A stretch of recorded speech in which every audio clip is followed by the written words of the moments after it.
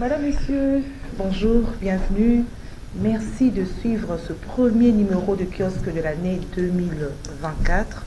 Nous sommes donc mardi 2 janvier 2024. C'est les premiers numéros de la nouvelle année. Mais veuillez le meilleur à vous tous qui êtes fidèles à ce magazine kiosque, qui nous regardez tout le matin sur CCTV. Vous suivez sur la radio Liberté Kinshasa et aussi sur sur YouTube, CCTV Ralik officiel. Merci de nous rester fidèles. Alors nous allons encore ce matin, comme nous avons fait en 2023, en 2024, continuer à vous servir à travers des analyses et commentaires sur l'actualité en République démocratique du Congo, pourquoi pas en dehors de nos frontières. Alors l'actualité ce matin reste la publication provisoire de résultats de la présidentielle du 20 décembre 2023 et le candidat numéro 20, Félix-Antoine Tshisekedi Tshilombo, en tête avec 73,34%, suivi de Moïse Katumbi, 18,8%, et Martin Fayoulou qui est à 5,3%, si je ne m'abuse, Voilà, ce sont là les résultats de la présidentielle du 20 décembre 2023. Alors nous allons analyser ces résultats avec nos invités ce matin. Ils sont au nombre de 3. Après ce résultat, il y a eu la liesse populaire, la joie, du moins ceux qui ont soutenu la candidature du numéro 20. Aussi, il y a eu des réactions, des messages de félicitations, non seulement en RDC, mais en dehors de nos frontières également. Nous avons suivi les présidents du Kenya, le président en exercice de l'Union africaine, Marine Le Pen. Voilà, nous allons en parler avec nos invités. Alors, pour ceux qui continuent à réclamer ou à contester face aux irrégularités, ils ont 2 jours pour saisir la Cour constitutionnelle, c'est-à-dire à partir d'aujourd'hui et demain. Le groupe de ceux qui contestent, Martin Fayoulou, Moïse Katumbi, Denis Mukwege et les autres, ont donc 2 jours pour aller à la Cour constitutionnelle. Mais ils disent non. Ils ont choisi la voie de la rue pour manifester leur indignation. Nous allons analyser le sujet avec nos invités. À 3 ce matin, Serge Nseka sera face à Isaac Ngwenza et Gandhi Bokabo. Alors Isaac Ngwenza, bonjour. Bonjour Gisèle, merci. Bonjour Serge. Bonjour Gandhi. Et je profite de cette occasion pour vous souhaiter mes meilleurs vœux à tout le monde qui aime kiosque et particulièrement à mon beau-frère Fiyou Ndondoboni, président du parti politique Orange, et puis à M. Julien Paloukou que je salue. Et je souhaite aussi un fructueux prochain mandat. Voilà, Gandhi Bokabo, bonjour, meilleurs vœux à vous. Merci à vous également et à toute votre famille, ainsi qu'aux familles de mes collègues avec qui je vais débattre aujourd'hui. Je leur souhaite des meilleurs vœux, malgré les difficultés qu'il y a ici ou là, notamment, je ne veux pas appeler ça le déluge, ce qu'il y a eu tout autour de notre fleuve, pas seulement ici à Kinshasa, mais aussi en province. Ça n'a jamais été mis réellement en exergue, encore moins comme M. Serge Nseka le dit. Les moyens en présence on n'a pas senti cela, à savoir la mobilisation de nos populations pour apporter de l'aide en couverture, en eau, etc., comme ça se fait partout ailleurs, pour pouvoir soutenir les sinistrés. Ça manque. Il faut vraiment organiser un service dans ce sens-là. Et ce service-là devrait exister dans chaque commune au-delà du pays. Meilleurs vœux à tous les spectateurs, également à l'ensemble des gens qui ont voté pour moi. Je ne connais pas les résultats pour les élections municipales. Non, là c'est pour les députés. Moi j'avais choisi la base. J'avais choisi ce sera le mois prochain, le 4 février. Quels que soient les résultats, je les remercie déjà d'avance. Et meilleurs vœux à tout le monde dans ma famille. Et puis à cette radio, cette télévision, que cette télévision aille encore de l'avant, qu'il aille encore plus fort. Je pense que c'est une des meilleures radios et télévisions ici au Congo. Merci. Alors le résultat des députés, c'est déjà demain. Oui. 3 janvier 2023. Serge Nseka, bonjour, meilleurs vœux. Meilleurs vœux, Madame Gisèle, meilleurs vœux à vous. Je voulais saluer ici le travail fantastique votre chaîne abat depuis des années, surtout pour cette année qui vient de s'achever. Et je reconnais que vous êtes l'une des rares chaînes de télévision, l'un des rares organes où il n'y a vraiment pas de filtre, quoi, où la liberté d'expression s'exerce, contrairement à certains médias où c'est déjà orienté, c'est toujours ici l'expression est libre et ça contribue au développement de notre démocratie. Donc félicitations à vous, aux autorités de la chaîne, à l'équipe de kiosque, Doudou Montiri, Moron Zambé et tous les autres, et surtout de faire appel souvent à notre modeste personne pour des contributions citoyennes dans ce sens-là. Je crois que ça va être encore la même chose pour cette année. Et puis bonne année à tous ceux qui nous suivent à travers nos différents programmes, Journal de la Ville, Rendez-vous des Quinois, Point de rencontre et sur d'autres chaînes. Donc c'est grâce à vous que nous existons. Il n'y a pas meilleure récompense que de rencontrer des gens sur votre chemin et vous disent c'est très bien ce que vous faites, on apprécie, continuez comme ça. C'est plus que de l'argent, quoi. Donc ça nous donne la force de nous lever tous les jours, même avec des embouteillages, de venir. En fait, nous réfléchissons pour le Congo. Austin a dit quand dire c'est faire. Nous travaillons, nous faisons, parce que parler c'est aussi agir d'une certaine façon, quoi. Donc quand nous appelons par exemple au calme et nous ne détruisons rien parce qu'on n'est pas content, c'est une manière d'agir. Quand nous disons aujourd'hui que nous n'avons pas besoin des pouvoirs des gouvernements cosmétiques qui sont là pour qu'on le voit à la télé avec tous les apparats du pouvoir, mais quand il s'agit, et merci à Gandhi d'ouvrir la brèche, de soutenir des compatriotes sinistrés. Les gens vont dire, pourquoi vous parlez toujours de sinistrés? C'est une catastrophe naturelle. Oui, mais à côté à Brazza, on a chiffré le nombre de victimes, le nombre de morts, les dégâts matériels, et l'opinion publique, la presse critique la modicité des moyens mis en contribution pour la prise en charge des victimes. Chez nous, il y a quel... Congo-Brazzaville en face. Je le dis, ils écoutent, ils peuvent appeler, le numéro est là. Mais chez nous, qu'est-ce qu'il y a? On va préserver les acquis. Nous sommes d'accord, mais quels acquis quand on n'est pas foutu de s'occuper parce qu'il y a déjà des gens qui ont fait des crises, des gens qui sont malades. Oui, on est en train, je ne vais pas déteindre l'ambiance de la fête, mais nous sommes tous Congolais. On a fait voter pour un mieux-être. Je ne dis pas de bien-être, pour un mieux-être. Quand il ne vient pas, nous serons toujours là pour le rappeler. En tout cas, merci, on le dit, c'était important de le dire. Merci à Gandhi ici. On est des cœurs avec tous les amis qui vivent ces moments-là. Les amis de Mboudi, CPA. Même depuis la Chopo dans la province, dans la Chopo, ex-province orientale, à l'Équateur. Partout où le fleuve passe. Du fleuve. Nous collons là, dans nous à Kingaboua ici, cité du fleuve. Je ne sais pas comment les gens peuvent rester des marbres.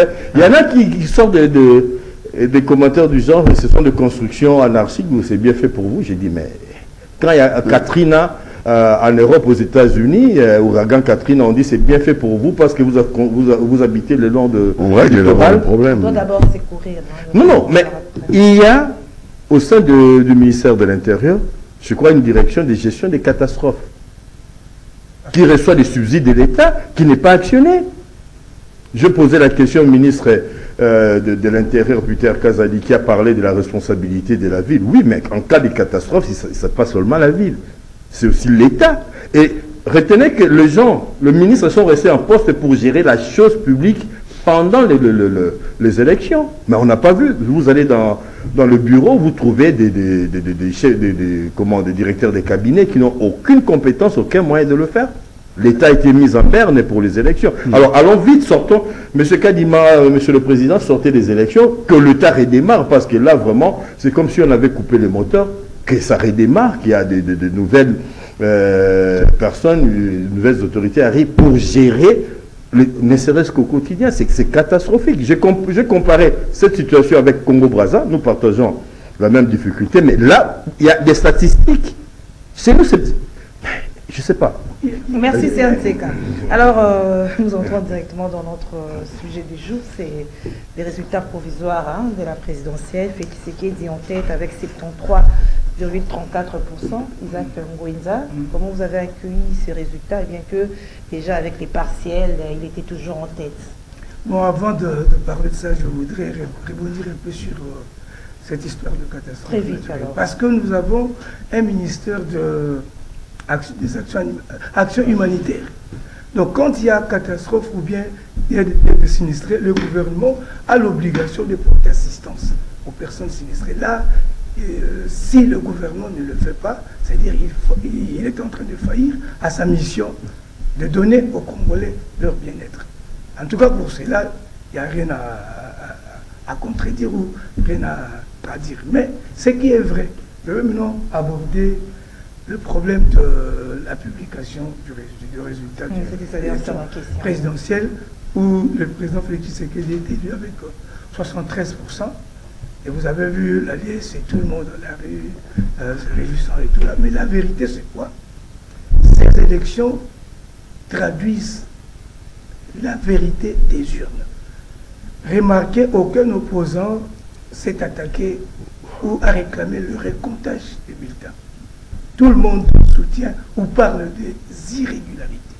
Mais personne ne remet en question le nombre de bulletins ou encore le comptage de voix. Les irrégularités ne remettent pas en cause... non, écoutez, regarde, si on veut parler des irrégularités, premièrement, on a vu des machines à voter dans des maisons de certains candidats. Bon, à mon avis, ce que la CENI doit faire pour tout candidat député national, qu'il soit de l'Union sacrée ou de l'opposition, tout le monde qui est impliqué dans la fraude électorale, en tout cas ça je le dis, je suis à la télévision, ils doivent être sanctionnés, ils doivent être invalidés. Et quand on les invalide, on ne doit pas nommer quelqu'un qui se lance dans la fraude. Je soutiens Jérôme dans ce sens qu'aujourd'hui nous avons besoin d'une nouvelle classe politique. Des gens qui doivent répondre aux besoins de la population. Des gens qui doivent donner des réponses aux besoins de la population. Mais quelqu'un déjà qui se lance dans la fraude, c'est un microbe, c'est une orange pourrie. Ce qui est choquant, je ne veux pas citer les noms des députés ici. Ne citez pas. Oui, Nemba Léon, il y a des vidéos partout. Mais c'est choquant, quelqu'un qui a battu campagne, mais on le voit encore avec des machines à voter. Mais le vrai problème, qui leur a distribué ces machines? Ça, c'est un problème sérieux. Moi, en tant que Congolais, je m'attends à un procès sur ça. Ces gens doivent être jugés. Comment des documents et des machines CENI, les mêmes bulletins de vote que moi j'ai utilisés pour aller voter. Je vois dans des vidéos qui sont devenues virales dans des réseaux sociaux, dans une maison, des gens en train de voter. Mais ça, c'est très grave. Et ces gens qui ont triché, Isaac, s'il vous plaît, les gens qui ont triché, ils ont triché seulement pour la présidence. Non, j'ai dit la députation. Remarquez que non, c'était un vote combiné, 4 non. Oui. Le bulletin là doit avoir 4 figures. Donc, on suppose que pour la présidentielle, on met un candidat, député national, député provincial, ainsi de suite, et député communal. Pour qu'on amène ça à la CENI et puis qu'on recompte. Mais le problème, est-ce que ces votes qui ont eu lieu en dehors des centres de vote, est-ce qu'ont été comptabilisés? Et je ne pense pas qu'on a pris ça et qu'on a mis dans le vote. Moi, ce que je crois, 73% que le président Tshisekedi a obtenu, ça vient de comptage. Ce sont des résultats vrais. Et puis, il faut voir comment les campagnes se sont déroulées, les campagnes électorales. L'Union sacrée a réussi à faire voir aux Congolais que le candidat numéro 3, Moïse Katumbi, était un candidat de l'étranger. C'était un peu de Kagame. Ça avait réussi. Et à la dernière minute plutôt, personne ne pensait voter pour Katumbi. C'est-à-dire, l'Union sacrée a réussi à détruire toutes les chances. Les candidats ne pouvaient pas. Donc, c'est ça. Je vais terminer. Donc, le président Tshisekedi est élu en 73%. Ce pourcentage est correct. Et je pense comme vous l'avez dit ici, les opposants n'ont qu'à saisir la Cour constitutionnelle. On va y revenir. Alors, je reviens.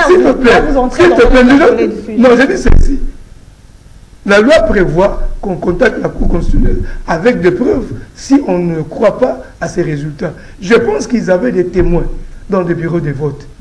73% reflètent réellement la vérité des urnes. Ils n'auront pas des éléments à présenter à la Cour constitutionnelle pour dire que ces résultats sont truqués. Alors Gandhi, votre réaction également, on a suivi les chefs d'État après la publication dire qu'ils allaient Kambouya Mabélé.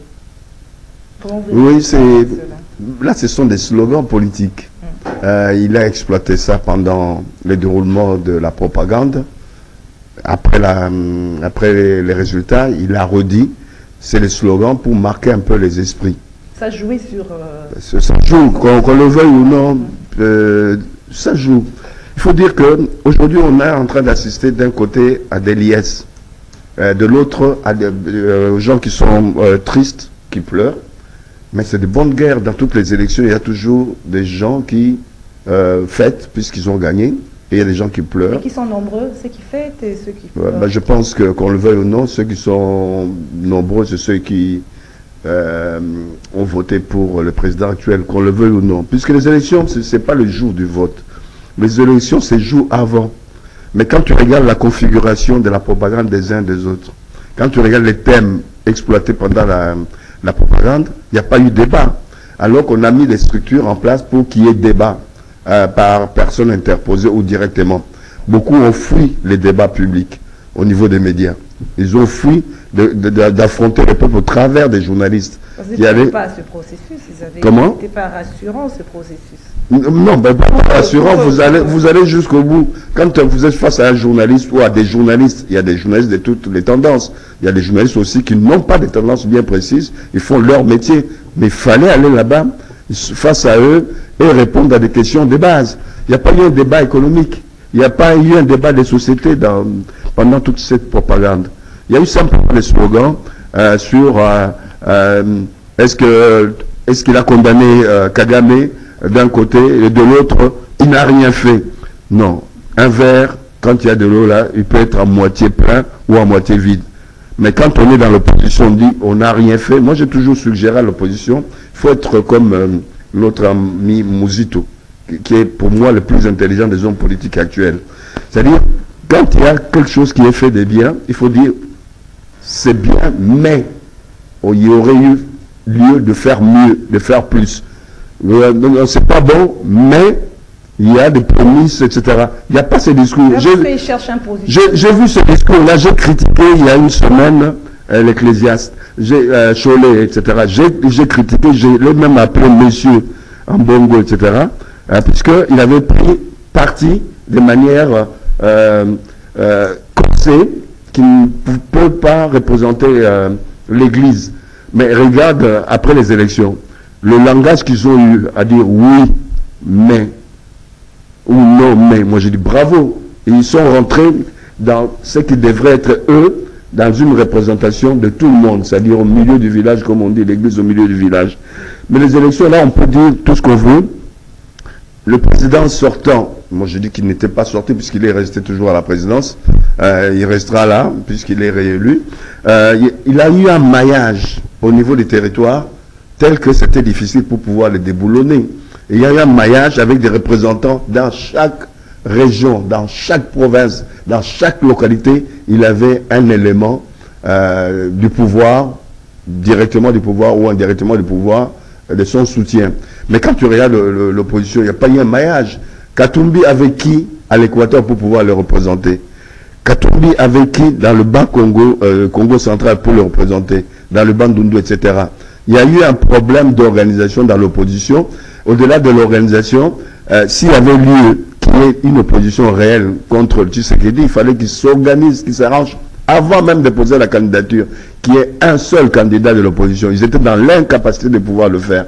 Mais si aujourd'hui il y a des pleurs... Félix l'a mérité, c'est comme je ne dis pas que Félix l'a mérité, mais l'opposition était dans l'incapacité. Ce qui fait que, qui a favorisé, en partie, hein, pas totalement, peut-être à 20 ou 30%, les restes, Tshisekedi a parlé de son bilan, en reconnaissant qu'il n'a pas pu faire tout, ou mieux faire tout ce qu'il avait à faire, et que si on lui donnait le mandat, il allait parfaire et mieux faire. Voilà. Donc nous avons au moins un discours. C'est une victoire pour relever le défi de paix, sécurité. Lui-même, il a reconnu, hein, les chefs d'État, après la publication des résultats provisoires. C'est un de ces cas, votre commentaire.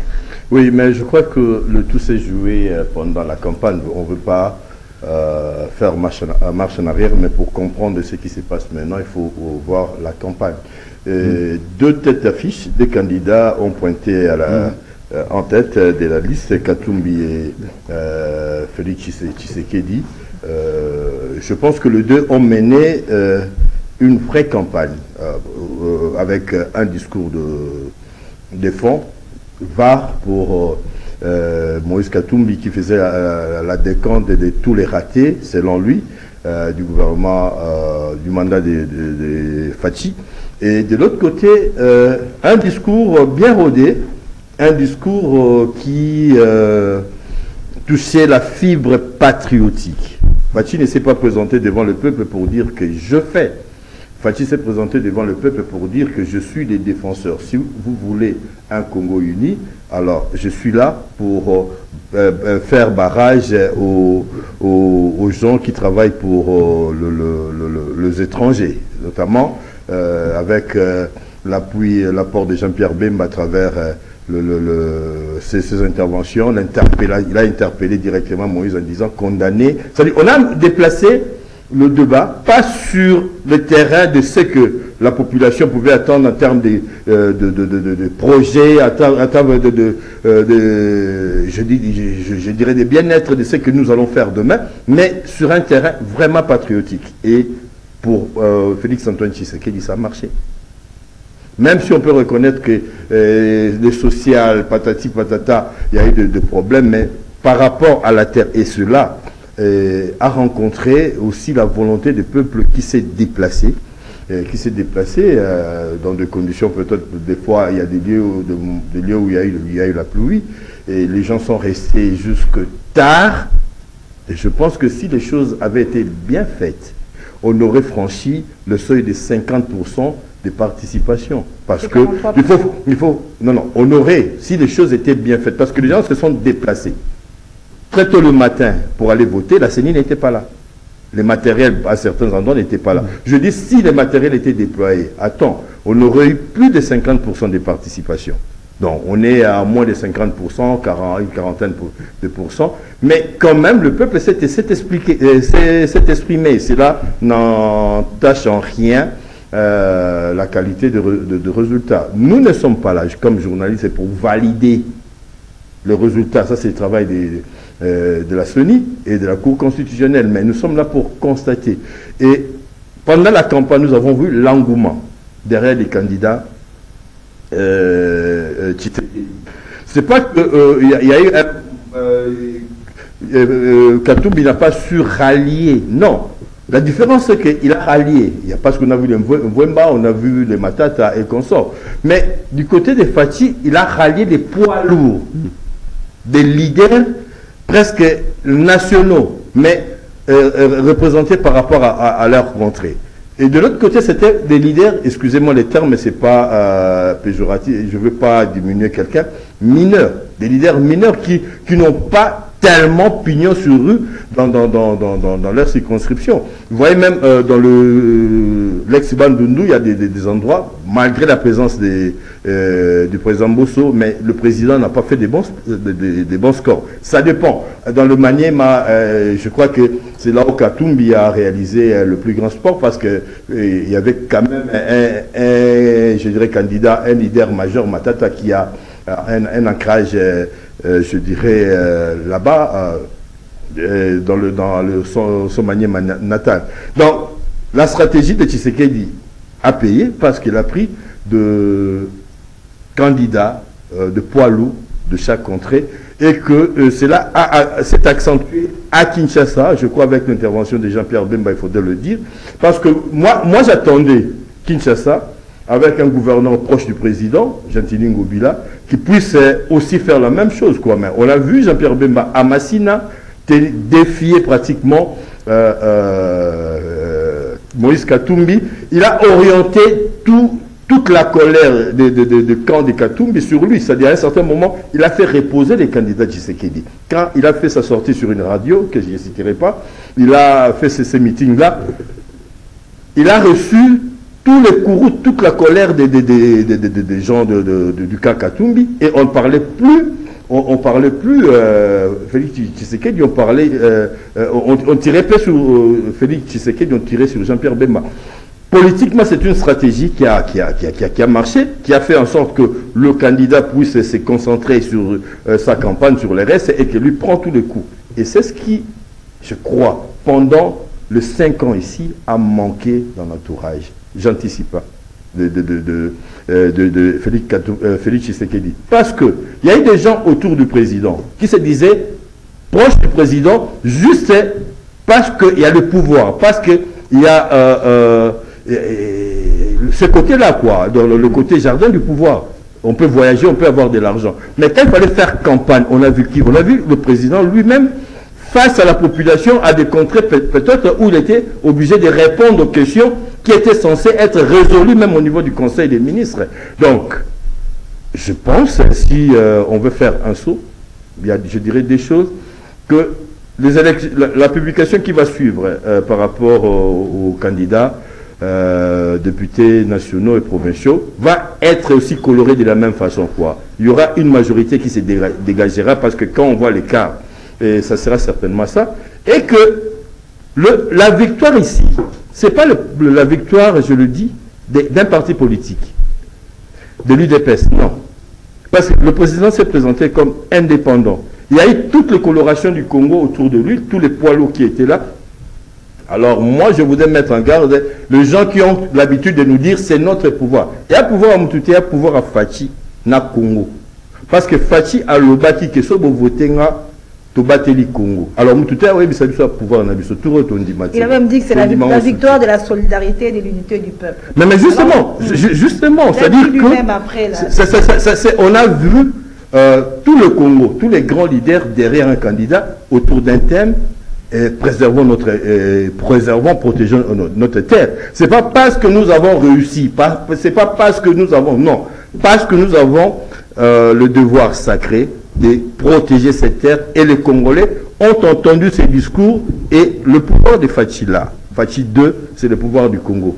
Donc on aimerait voir ça, aussi dans la distribution de rôles, dans la distribution des responsabilités. Merci Saint-Cyr, c'est bien que vous n'avez pas répondu à ma question par rapport au défi qu'il attend après cette victoire, parce qu'il a parlé de victoire pour relever le défi. Alors quels sont ces en 30 secondes. Mais justement, d'abord je dis, ça c'est le pouvoir du peuple, parce que le peuple a choisi Fachi, parce que Fachi a tenu un discours, a touché la fibre sensible de cette population. Mais la population, elle ne sera pas muette, elle va attendre le gouvernement, notamment sur le social, sur la gestion au quotidien. C'est-à-dire qu'on n'a pas besoin de cette théâtralisation de gens qui sont là, avec des gardes du corps et tout, mais qui ne sont jamais dans leur bureau. Il y a des besoins. Le président, pendant la campagne, a fait le tour du Congo, a pris la température de besoin. Ce n'est pas à nous de le lui dire. Mais sauf que les gens qui devraient faire leur travail, lui devait faire le coordonnateur, les capitaux avec Fumbu Maboko, vous ne faites pas votre travail, on doit faire une route là-bas, vous ne le faites pas. Mais la loi s'applique à vous. Parce que ce qui a fait défaut, on les connaît. On n'a pas tellement, il n'y a pas tellement de contrôle, il n'y a pas tellement de suivi. L'Assemblée nationale a fait combien de contrôles ici? Dans les entreprises, dans des projets. Il y a eu seulement, pardon, je termine, le travail des l'ICF, mais le plus grand, le contrôle le plus important, c'est aussi le contrôle de l'Assemblée nationale. Donc, à chaque niveau, tout le monde doit faire son travail, et que nous soyons vraiment dans cette logique-là de la victoire du peuple congolais, et on va travailler pour le peuple congolais. Ce peuple sera regardant par rapport à ce deuxième mandat. Exactement, parce que pour commencer, le peuple a compris le message du chef de l'État, que ce vote, c'est pour conserver la souveraineté, c'est pour conserver l'indépendance du Congo. Et le peuple croit maintenant que ces problèmes doivent trouver des solutions. C'est ce qui est très important. Donc je pense que dans les 5 prochaines années, nous nous attendons à voir au sein du gouvernement une certaine rigueur. Je vais vous donner un exemple très simple. J'ai été choqué de constater que pendant les campagnes électorales, le chef de l'État arrive à Lissala, je crois à Bomadanga. Un papa lui dit, avec votre projet de 145 territoires, ici, montrez-nous même une toilette qu'on a construite ici. Donc rien. Mais ce qui est choquant, c'est que quand on débourse l'argent pour effectuer un travail, par exemple, que ce soit érection de route, que ce soit un hôpital et tout là, moi je suis toujours choqué quand j'apprends que l'argent était sorti, mais le travail n'a pas été réalisé, et puis personne n'est arrêté, personne n'est jugé, personne n'est envoyé en prison. Je pense que cette fois-ci, ou encore cette histoire de 145 territoires, c'était pas vrai. Mais si c'était vrai, on nous a fait comprendre que, vous faites croire qu'on a déboursé 10 millions de dollars par chaque territoire, je pense que c'était ça. Oui. Mais comment expliquer que des territoires tels que vers chez nous, là, à l'Équateur, rien, aucune route, aucune école, rien du tout. Ça veut dire que le gouvernement n'avait pas de mécanisme de se rendre compte que 6 mois, 1 an, rien, 5 ans. Là, ce sont des choses que nous ne devons plus voir dans le prochain quinquennat ici. Mais ce qui est très capital aujourd'hui, à part le social, gratuité de l'enseignement, gratuité de la maternité, on attend l'amélioration des salaires et tout là, et surtout, il faut que les salaires soient équitables. Moi, j'ai toujours dit pas égal. On n'aura jamais des salaires égaux. Mais du moins, la rémunération des fonctionnaires de l'État doit être équitable. Équitable, ça veut dire quoi? Je donne un exemple très simple, madame.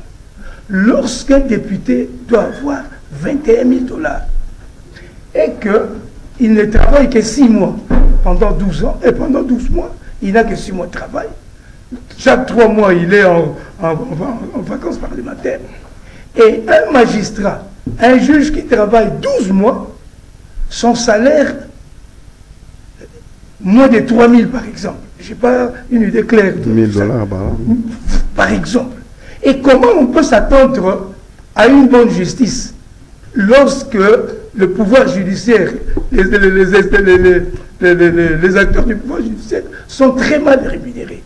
21 000 dollars pour des gens qui ne travaillent même pas chaque jour. Si vous avez un oncle ou bien un parent qui est juge ou magistrat, vous allez vous rendre compte combien ces gens travaillent. Ils travaillent dur, mais regardez comment ils sont rémunérés. Moins de 2 000 dollars, et vous vous attendez à ce que la justice soit incorruptible. Là, on ne peut pas penser à ça. Et je vais terminer en disant ceci.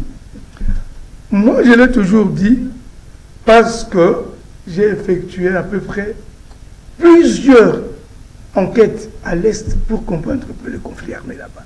De 2005 jusqu'en 2018, 14 ans. On attend souvent de loin, ah, on a tué comme ça à retour, et les ADF ont fait ceci là. Moi, je pense que dans le second, c'est pour cette raison que quand le chef de l'État a accédé au pouvoir en 2018, quand il est allé à Beni, il a dit, trop c'est trop. Cette guerre à l'Est doit s'arrêter. Même s'il faut laisser ma peau pour que la paix revienne, je le ferai. Et à une interview, il a dit, si à la fin de mon mandat, je ne termine pas cette guerre, j'aurai échoué. Mais il n'a pas échoué, parce qu'on a vu la volonté de mettre fin à cette guerre. Par exemple, la guerre telle qu'on a à l'Est, pour mettre fin à ça, il n'y a qu'une alternative. C'est soit par le dialogue, la voie diplomatique. Si ça ne marche pas, c'est par la violence, la guerre. Il n'y a pas autre alternative que ça. Mais quand le chef de l'État a suivi la voie diplomatique, 2 ans, ça n'a pas abouti. Il part à Londres, il s'adresse à la diaspora congolaise réunie à Londres en disant, nous avons opté pour le dialogue, pour mettre fin à la guerre de l'Est. Mais si Kagame nous pousse à la guerre, nous n'aurons pas de choix que de faire de la guerre. 2 ans après, il se rend compte que la voie diplomatique a échoué. Maintenant, c'est la voie militaire, c'est la force. Nous avions une armée infectée, il a fait appel aux jeunes pour construire une nouvelle armée, Et la formation des soldats, on doit avoir un peu de patience. C'est au moins 2 ans. Cette année, vers juillet, août, je pense que tous les militaires qu'on a recrutés en 2022, les 40 000, termineront leur formation, je pense. La population, tout le monde, nous devons appuyer nos forces armées pour mettre fin à la guerre. Alors, ceux qui réclament, ceux qui protestent ont 2 jours à partir d'aujourd'hui et demain, 2 jours pour saisir la Cour constitutionnelle, mais les opposants disent s'ils n'iront pas, ils ont choisi la voie de la rue. Qu'est-ce que vous en pensez? Ils ont mûri. Ils ont mûri puisque vous allez vers le droit, vous allez vers le Conseil constitutionnel. C'est le droit. Il y a des procédures. Est-ce qu'ils ont des éléments de preuve? Puisque c'est vous qui allez dire que nous avons gagné les élections, l'autre n'a pas gagné. Mais ils ne disent pas qui allait gagner les élections si l'autre n'avait pas gagné. Personne ne dit, hein. Personne ne revendique que celui qui devait gagner. Même Katumbi. Ils n'ont pas confiance. Ils ont eu confiance quand on avait retenu leur candidature. Ils ont eu confiance. Non. Le vin tiré, il faut le boire. Les jeux sont faits. Tshisekedi est réélu. Quel que soit le pourcentage, ça pouvait être de 40%, de 51%, il serait toujours élu. Donc là, il n'y a plus à discuter. Les jeux sont faits. Maintenant, projetons-nous. D'abord, par rapport au fait qu'il y a des choses qui n'ont pas marché. Il y a eu des choses qui ont marché. Mais là où ça n'a pas marché, à nous maintenant d'imaginer comment rectifier les tirs dans les 5 ans à venir. Ça se prépare aujourd'hui, il ne faut pas attendre la dernière minute pour critiquer. Vous allez dire quoi? Vous allez dire quoi quand vous dites ça? Quand je dis ça, il y a des choses qui n'ont pas par rapport à la surveillance, par rapport au contrôle, par rapport au fait d'organiser les élections en temps et en heure. Il faut prendre des mesures pour éviter certains écueils. Ça veut dire aussi, pour moi, il ne faut pas organiser les élections pendant la saison de pluie. Il faut organiser les élections pendant la saison sèche. Il y a beaucoup de gens qui ne sont pas venus voter à cause de la pluie. Il y a des gens qui étaient là pour voter. Il y avait la pluie, ils ne savaient pas où se protéger par rapport à la pluie. Il y a ces petits détails, savoir et à corriger dans l'avenir. Comme c'est déjà fait. Mais maintenant, veillons à ce que on puisse gérer le pays autrement. Le président est conscient. Il faut gérer le pays autrement. Il n'y a pas besoin de pléthore de ministres. Ce pays était géré avant l'indépendance par une dizaine de directions générales qui ont géré ce pays.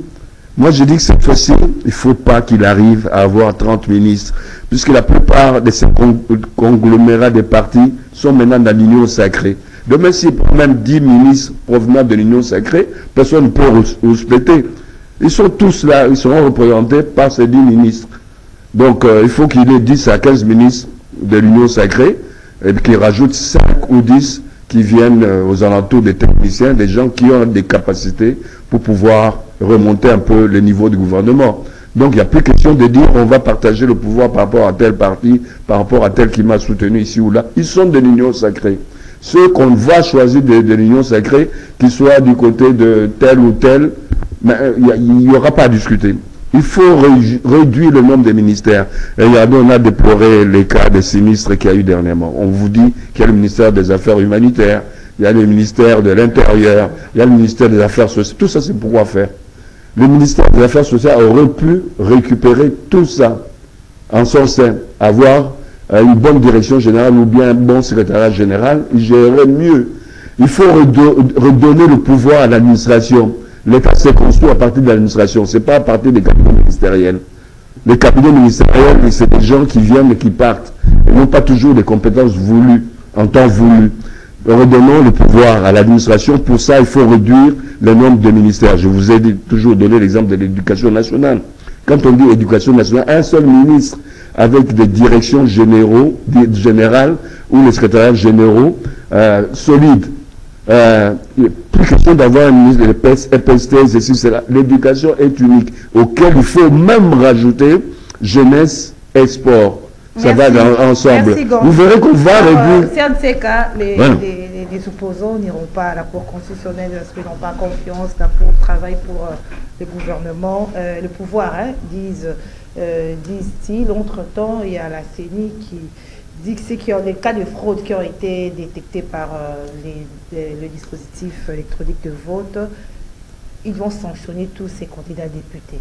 Alors j'avais même posé la question à Isaac pour savoir est-ce que ces gens avaient voté que pour les députés et non pour Non, mais je pense que la question que vous posez, madame, elle est fondamentale dans la mesure où, si on veut rentrer dans cette logique-là, on risquerait de remettre tout en cause. Moi, je dis, nous sommes à notre 4e scrutin. Si je vois le pays de la sous-région, c'est un record. Il n'y a aucun pays qui a le niveau de la démocratie que nous, République démocratique du Congo. Je ne vais pas verser dans le chauvinisme. On n'a pas eu les meilleures élections, mais on les a quand même eues. Et il y a eu un espace ouvert où tout le monde pouvait compétir, s'exprimer, attaquer. Le langage de la campagne, je pense que est passé, et derrière nous. Maintenant, nous devons reprendre nos esprits. Alors, si nous voulons rester dans cet esprit belliqueux, sortir de ce qui est prévu, dire je n'ai pas confiance aux institutions, je n'irai pas à la cour devant la justice, la cour constitutionnelle, pour défendre mon cas. Alors je dis c'est dangereux. C'est dangereux. C'est comme si on voulait scier la branche sur laquelle on est assis, où jeter le bébé et l'eau du bain. Les élections n'ont pas été des élections aussi bien organisées telles qu'on l'aurait souhaité. Mais on les a quand même eues. J'ai dit, par respect aux gens, je le répète, qui se sont déplacés.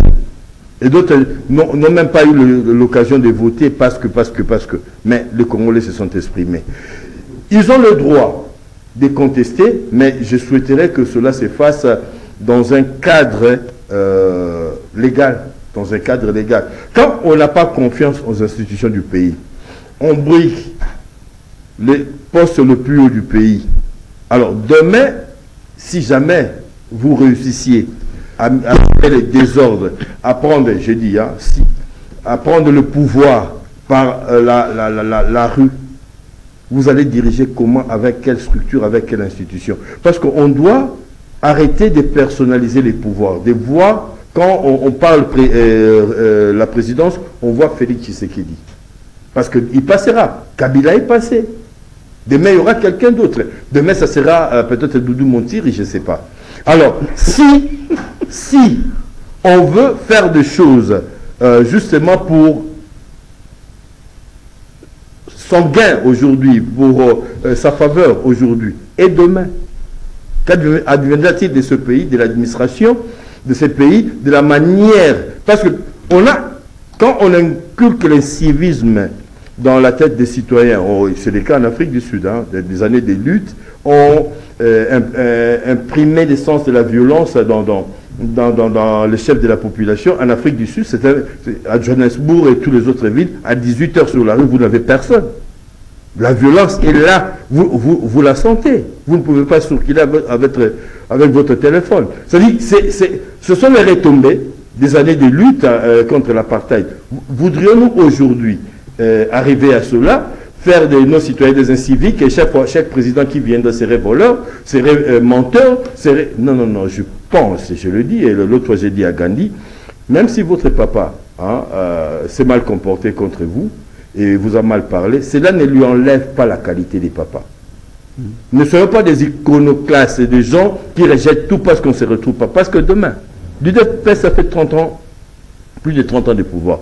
Aujourd'hui, l'UDPS est au pouvoir, autant pour moi, de l'opposition. Aujourd'hui, l'UDPS comprend la nécessité de respecter les institutions, de respecter les autorités. Alors, ça fait partie de notre histoire commune. On ne doit pas avoir la mémoire courte. Nous devons faire les choses dans le respect. Nous ne devons pas casser ce qu'on a conçu pendant plus de 60 ans, justement parce qu'on ne s'est pas retrouvé. Ceux qui sont du côté de l'ensemble, ceux qui sont du côté de l'opposition aujourd'hui, ce sont des messieurs sérieux, des messieurs qui ont de l'argent, des messieurs qui sont allés à l'école. Moïse Katumbi est entouré par des crèmes, des gens qui ont étudié. Olivier Kamita, tu as étudié avec Jean-Pierre Bemba. Donc on ne peut pas dire qu'il n'y a rien à ses côtés. Revenons au bon sentiment, pensons Congo, et le Congo ne finira pas. Avec cette élection, le Congo continuera. Et faisons de notre mieux pour transcender nos souffrances personnelles, nos égos personnels, et voyons le Congo. Et je crois avec cette réflexion, on peut avancer, et que ceux-là aussi, du côté de ceux qui vont gagner, c'est très important. Pas trop de triomphalisme, parce qu'il y a moins de 50% de votants qui se sont exprimés, et que les amis l'ont dit, le pouvoir sera partagé, mais aux partis politiques de la majorité et de leurs alliés, qui choisissent des personnes compétentes. N'allez pas chercher les membres de vos familles, parce que c'est vous prenez votre femme ou votre beau-frère qui n'a pas l'ossature. Monsieur le Président, dessinez les portraits robots de ceux qui sont appelés à prendre les rênes du pouvoir demain. Que ne soit pas seulement parce que nous avons de responsabilités, parce que nous avons de frères et de sœurs susceptibles de faire quelque chose. Et que, donc, c'est très important pour nous, c'est l'occasion de le dire, que les élections, on les a eues. Félicitations à notre population. Merci Sermseka pour les restes, le bon sens doit primer. Merci Sermseka pour ce message de paix qui met d'ailleurs fin à ce magazine kiosque. Merci Zamouenza. Merci à Gandhi Mokabo. Merci à vous tous qui nous avez suivis. Merci à Georges Libengue, Christian Manzolo, Moro Nzambe, Alain Kabongo. Merci au coach Doudou Montiri, madame, monsieur. Je vous retrouve demain. Merci de nous avoir suivis. Plein de bonnes choses pour la nouvelle année. Je vous retrouve demain à la même heure avec le même plaisir. Au revoir.